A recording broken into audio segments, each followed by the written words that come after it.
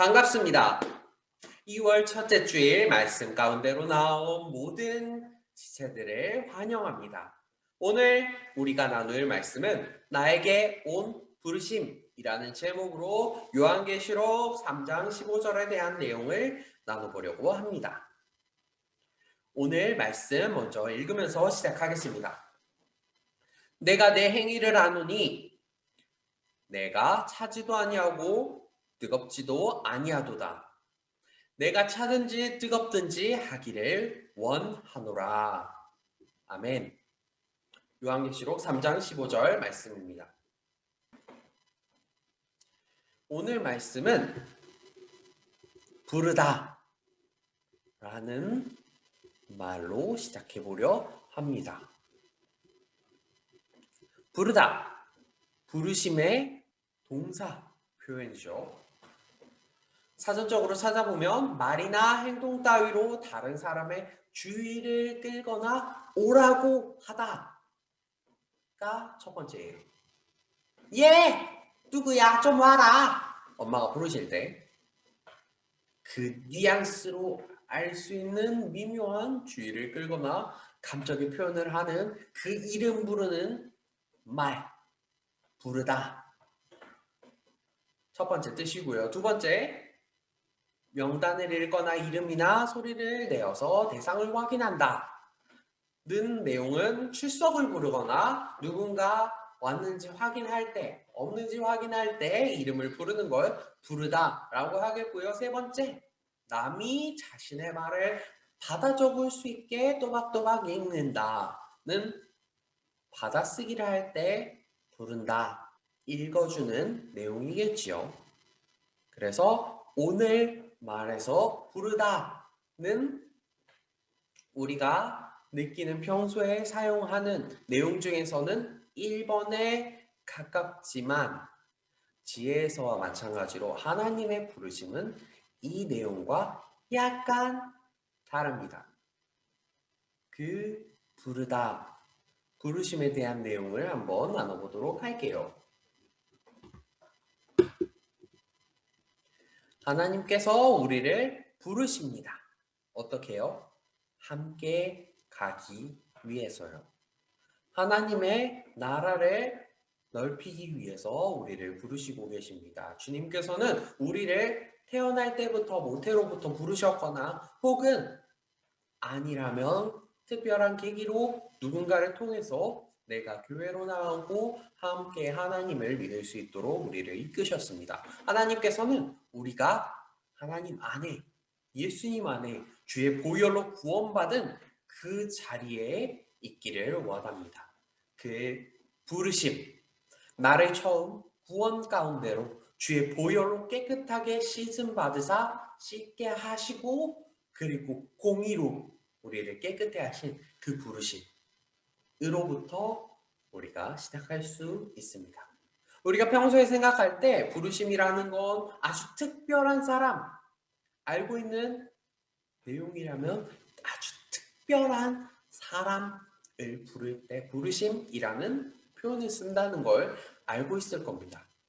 저 같은 경우 전도사로 부르심. 하지만 이것만이 우리 부르심의 전부는 아닙니다. 그보다 더 우리 안에 우리에게 가까운 부르심이 있습니다. 우리는 한 달 동안 지혜를 알아봤듯이 또 부르심도 이번 2월 동안에 함께 알아볼 텐데요. 나에게 온 부르심, 하나님께서 나에게 부르셨다. 하지만 그 부르심이라는 게 무엇이냐?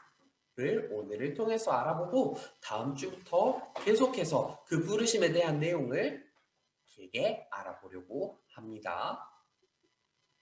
요한계시록 3장 15절 오늘 말씀이죠. 오늘 말씀에 나오는 이 내용은 한 교회에게 경고 혹은 권면하는 내용입니다. 내가 내 행위를 아노니 내가 차지도 아니하고 뜨겁지도 아니하도다. 내가 차든지 뜨겁든지 하기를 원하노라 라고 말하고 있습니다. 여기에서 대상이 되는 교회는 라오디게아 교회입니다. 라오디게아 교회는 여기 아래에 있죠. 이 교회가 바로 라오디게아 교회입니다. 이 라오디게아 교회는 터키, 그러니까 당시에 소아시아로 불리는 지역의 한 곳이었습니다. 해안에 몰려있는 많은 교회들과 함께 있던 교회였죠. 그 중에서 라오디게아 교회는 특별한 역할을 하고 있었습니다. 주변 교회들의 여러 사람들이 모여있던 것과 다르게 라오디게아 교회는 풍성한 지역적 특성을 가지고 있었습니다. 라오디게아 교회는 유명한 중심지 중 하나였습니다. 로마에서 흘러가는 우편들의 중심지이기도 했고 또한 금융이 모이기도 했으며 중요한 물류들이 모이는 집적지 중 한 곳이기도 했습니다. 당시에 그곳에서 나는 특산물로는 양모가 있었는데요. 검은색 양모가 특별히 유명했습니다. 그리고 그곳에 의학대학도 있었는데 안약이 특히 유명했을 정도로 특산물로 팔릴 정도로 그곳에는 특별한 것들이 있었던 중요 지역 중 한 곳이었습니다. 거기에 주변 지역과 함께 지진 피해를 입었을 때 로마에서 국고보조로 여러 도시들을 보조해주던 그 무렵에 라오디게아 교회가 있는 라오디게아는 자신들의 힘만으로 충분히 재건을 했을 정도로 국고보조를 받지 않고 자신들의 힘만으로 다시 그 재해를 복구했을 정도로 강한 그리고 부요한 생활을 누리고 있었습니다. 그런 라오디게아 교회, 오늘 말씀의 대상이 되는 라오디게아 교회는 주변에 물을 얻을 만한 곳이 마땅치가 않았습니다. 북으로는 파무칼레, 지금은 파무칼레로 유명한 히에로폴리스에서 물을 얻어와야 했습니다. 그곳에는 유명한 온천, 치료에 효과가 있다고 유명한 온천인 파무칼레가 있었고요. 그리고 또 아래쪽으로 동쪽으로는 골로세라는 골짜기에서 나는 물이 있었습니다. 차가운 그 물을 얻어와야 했습니다. 상당한 거리가 있는 두 곳에서 얻는 물은 라오디게아로 오면 당연히 미지근해질 수밖에 없었겠죠. 그 중에서도 히에라폴리스에서 온 물은 특별히 미지근해지면 곤란한 물이었습니다. 마실 물로는 사용할 수 없는 물이었습니다. 골로새를 통해서 온 물이 생수로 마시는 물로 사용되고 그 외의 용도에는 히에라폴리스에서 내려오는 온천수를 사용했습니다. 온천수에서 내려오는 물은 먼 거리로 오면서 미지근해졌는데 그 물이 미지근해질 때 마실 수 없을 정도의 석회들이 나오는 물이 됐습니다. 차거나 뜨겁거나 하라. 하나님의 부르심을 이야기하며 차거나 뜨겁거나 하라고 했던 이유가 여기 있습니다. 당시 라오디게아 교회 사람들은 그 물들을 마시면서 누리면서 겪으면서 살았습니다. 그래서 이해하기가 훨씬 편했을 겁니다. 자기들이 평소에 쓰던 물이 어디서 오는지 어떻게 오는지 그리고 그 물들을 어떻게 경험하고 있는지를 알고 있었습니다. 히에라폴리스에서 오는 온천수는 오면서 침전물이 생길 정도로 강한 석회수였습니다. 뿌옇게 올라온 그 물을 마시면 구토가 올라올 정도로 구역질이 날 정도로 석회가 독했습니다. 이 물을 어떻게 마실 수가 있겠습니까? 심한 일부러 침전시킨 물이긴 하지만 이런 물은 아닐지라도 위에 떠있는 물만 해도 뿌연 석회수가 분명했을 겁니다. 이런 물을 평소에 겪으면서 살았을 라오디게아 교회 사람들을 정확히 짚어 이야기합니다. 차거나 뜨겁거나 하라. 차든지 뜨겁든지 하라. 오늘 말씀에서 그렇게 이야기하고 있습니다. 성경에서 이야기하는 차거나 뜨겁거나 이건 어떠한 열정을 가지고 엄청나게 뜨겁게 매일 나와서 기도하고 날 새도록 밤새도록 땀이 피가 되도록 토하면서 기도하고 배고파가면서 나와서 찬양 부르고 열심히 하나님만을 의지해라. 이것만을 이야기하는 게 아닙니다. 혹은 냉철하게 분석해서 어떤 것이라도 하나님의 뜻이 아닌지 하나님의 뜻이 맞는지 이성적으로 분석해라 이런 말도 아니라고 하겠습니다. 오늘 볼 말씀에서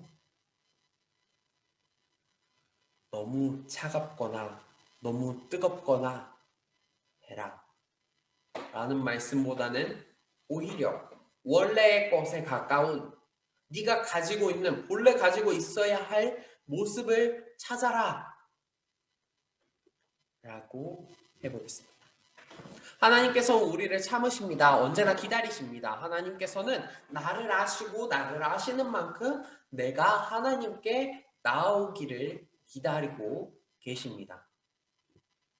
오늘 말씀 이후에 19절부터 21절을 한번 같이 봤으면 좋겠습니다. 물은 내가 사랑하는 자를 책망하여 징계하노니 그러므로 내가 열심을 내라 회개하라 볼지어다 내가 문 밖에 서서 두드리노니 누구든지 내 음성을 듣고 문을 열면 내가 그에게로 들어가 그와 더불어 먹고 그는 나와 더불어 먹으리라. 이기는 그에게는 내가 내 보좌에 함께 하여 주기를 내가 이기고 아버지 보좌에 함께 앉는 것 같이 하리라. 요한복음 3장 21절 말씀입니다. 하나님께서는 나를 기다리고 계십니다. 나를 처음 부르시고 하나님 앞으로 나오도록 이끌어서 구원 가운데 하나님의 나라에 들어갈 수 있게 허락하여 주신 그분을 만난 세월을 다시 떠올리기를 원합니다. 주님 안에 거하고 세상 가운데서 예수 그리스도를 통해 바르게 서는 그 모습으로 돌아가기를 원하는 겁니다. 차거나 뜨겁거나 하라. 내가 문 밖에 서서 기다릴 테니까 나를 다시 떠올려라. 내가 함께하던 그 삶으로 돌아가자. 이야기하고 계시는 겁니다. 우리에게 세 가지를 말씀하고 있다고 볼 수 있습니다. 예배, 기도, 말씀. 예배는 우리가 살면서 하나님과 동행하는 것을 고백하는 시간입니다. 우리가 지금은 예배당에 나와서 예배를 드리지 못하지만 각자의 자리에서 겪는 바로 그 예배, 하나님과 함께하는 그 시간이 소중함을 기억하기를 원합니다. 주님께서는 예배를 통해서 우리에게 말씀하시고 역사하십니다. 그리고 기도가 있습니다. 기도는 하나님과 내가 가까워지는 친밀한 시간입니다. 다른 사람을 통해서가 아니라 하나님과 내가 직접 인격적으로 만나는 시간이 바로 기도의 시간입니다. 그리고 말씀은 우리가 예배를 통해서 기도를 통해서 하나님과 소통하는 그것들을 기준을 세워주는 것입니다. 올바른 길을 갈 수 있도록 말씀으로 다잡는 것입니다. 우리가 살아가면서 세 가지의 것들을 붙잡고 가야 합니다. 하나님께서 부르셨습니다. 우리를 부르시고 문 앞에서 기다리십니다. 이게 우리를 부르신다는 것입니다. 하나님이 나에게로 오셨습니다. 나를 부르시고 나를 찾으시고 나에게 구원을 허락하셔서 이제 다시 한번 하나님 앞으로 나오기를 원하고 계십니다. 우리가 오늘 말씀을 통해서 하나님을 다시 한번 만나는 시간이 되기를 원합니다. 언제나 기다리고 계시는 주님 앞으로 나와서 우리가 연약할 때에도 그리고 우리가 자신감이 넘쳐서 하나님의 뜻이 아니고도 살 수 있을 것 같을 때에도 하나님은 언제나 기다리고 계십니다. 말씀과 기도와 예배로 하나님을 찾으시기를 원합니다. 주님과 동행하는 우리 쌓인 청소년부 되기를 원합니다. 말씀을 마치겠습니다. 벌써 돌아온 설 이 기간에 하나님을 다시 한번 생각하기를 원합니다.